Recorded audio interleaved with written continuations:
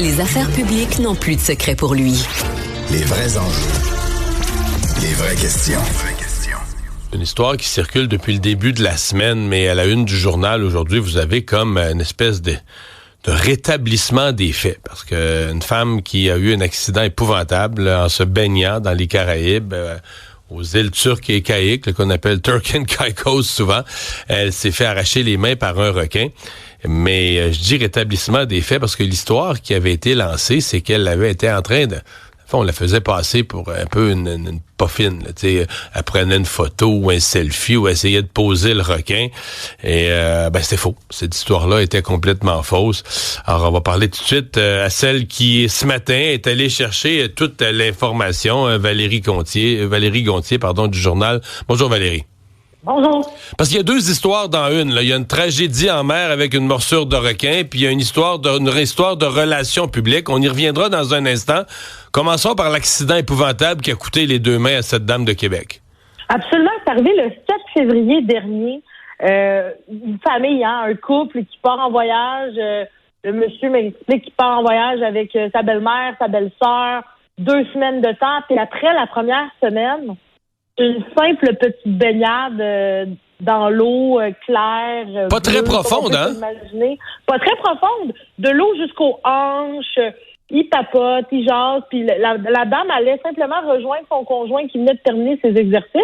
Puis au moment où elle s'approche de lui, elle lui dit « Comment t'avais l'air d'avoir du plaisir dans l'eau, je viens te rejoindre. » Et quelques secondes plus tard, son conjoint l'entend dire « Ralph, il y a un requin. » Puis c'était pas, au début, dans certains médias, on a vu que elle voulait prendre, elle croyait que c'était un gros poisson, ou, tu sais, bon, c'en est un dans les faits, mais on s'entend, il semble que c'était évident que c'était un requin, là, parce que le monsieur m'expliquait, son conjoint, m'expliquait que l'eau était tellement claire qu'ils l'ont vu venir.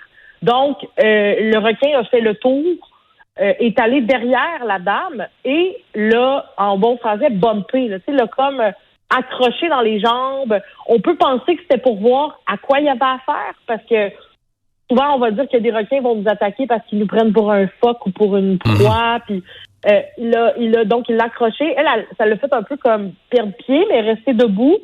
Puis ensuite, le requin s'est mis entre les deux parce qu'elle n'était pas tout à fait au niveau de son conjoint encore. Et comme le monsieur Chevary, qui est son conjoint, Ralph Chevary de Québec, m'a dit, il a choisi, puis il est allé vers elle. Puis il l'a attaqué en premier à la cuisse. Puis ensuite, lorsque la dame a voulu se déprendre de tout ça, elle a relevé ses bras dans les airs et elle a constaté qu'elle n'avait plus de main. Donc c'est vraiment atroce. Tout ça s'est passé en moins de 7 secondes, selon... Ouais. Et le monsieur a dû à un point se battre avec le requin, là, c'est ce qu'on comprend aussi. Ça vous est déjà arrivé, vous, d'en arriver au corps avec un requin? Moi, non. Là. Honnêtement, non. Leur histoire, c'est épouvantable. J'ai jamais entendu une affaire semblable. Là. C'est épouvantable. Le monsieur, lui, il voit ça. Donc, il tente ce qui m'a expliqué, c'est qu'il avait lu déjà... C'est un monsieur qui a une très grande phobie des requins. C'est ce qui m'a expliqué. Il vient des îles de la Madeleine. Puis, vous avez un peu des coulisses, là, tu sais, on a un nombre de mots, là, donc on peut pas tout écrire. Puis il m'explique que, puisqu'il a très peur des requins, il a beaucoup lu sur le sujet. Et il avait déjà lu que si on tournait un requin de bord, là, il a voulu le flipper. Ça le mettait un peu comme dans un état, là, ça l'étourdissait, il aurait pu comme partir. Donc, il a tenté de faire ça. Mais on se rappelle qu'ils sont en eau peu profonde, là. Eux, il y en avait aux hanches de l'eau. Donc, le requin, il est quand même gros, mesure 7 pieds environ, selon son estimation. Donc, il n'y a même pas assez d'eau pour le flipper, en bon français. Il n'y a même pas assez d'eau pour le flipper, exact. Probablement que, donc, il n'a pas été capable et il s'est mis à le frapper. Son expression était « je l'ai vargé dans le côté ». Donc, il s'est mis comme à le frapper, puis à lui donner des coups. Et de fait, le requin a fui, là. Le requin est parti. Le requin est parti, puis pendant que, là, il a dit à sa conjointe, sors de l'eau.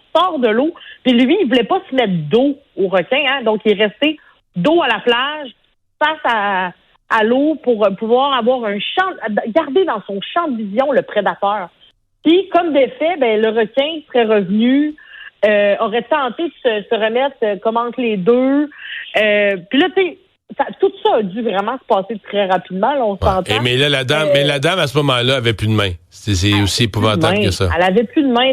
Lorsqu'elle est arrivée sur la plage, elle s'est effondrée. Là, lui s'est assuré qu'il a tourné, comme pour être certain que, bon, tu sais, on s'imagine dans les plaies, dans le sable, etc. Et là, rapidement, on se rappelle, hein, sa mère et sa sœur sont sur la plage en train de lire tranquillement. On s'est penché sur elle, on a essayé d'arrêter le sang. Mais là, Valérie, je veux qu'on se garde du temps pour parler de l'autre aspect. Oui, absolument. Parce que l'histoire que tout le monde a commenté, ben voyons donc, parce que moi-même, on l'a tous commandé, la personne prenait des photos, quel risque, d'un requin. Et tout ça est complètement faux, mais ce n'est pas parti par un bozo sur les réseaux sociaux, ce n'est pas parti par un journaliste local malveillant. Ce sont les autorités officielles là-bas, Valérie, qui ont propagé la fausse information.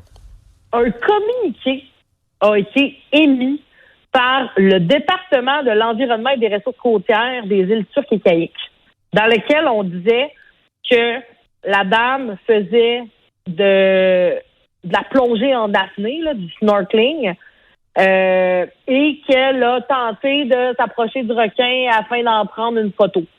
Et là, ça a comme un peu spiné sur Internet. Là, l'histoire était devenue qu'elle avait essayé de prendre un égo-portrait avec le requin.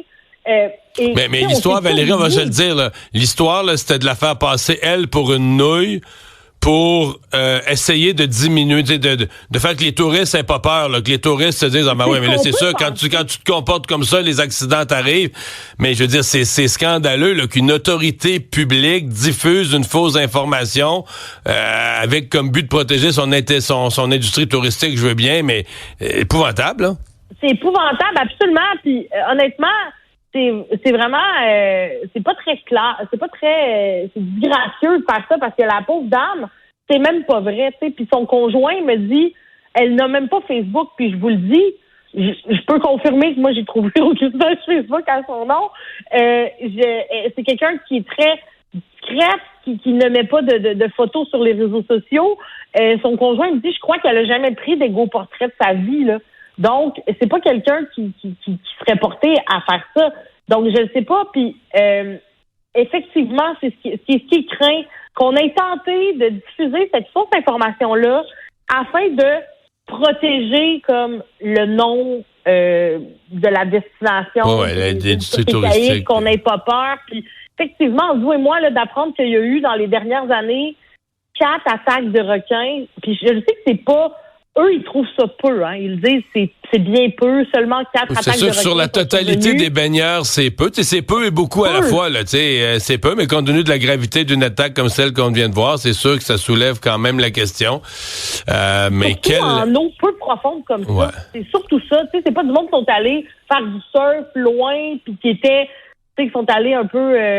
c'est vraiment quelque chose qui est en baignade. Il aurait pas à avoir des enfants. Là, moi, j'ai mes enfants, c'est dans ces eaux-là qu'on se baigne. Là, on va pas trop loin, on reste proche du sable. Puis, donc, c'est vraiment quelque chose d'inquiétant. Puis lui, il appelle à la vigilance. Parce qu'en ce moment, on connaît tout du monde qui s'en va dans le sud, là, les chanceux là, qui partent au soleil.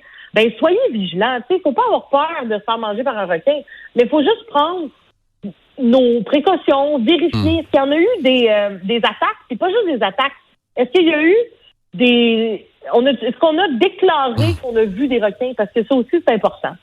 Donc, faites vos recherches où vous allez. Oui, effectivement. Valérie, merci de nous avoir raconté ça ce matin. Excellent texte ce matin dans le journal. Merci.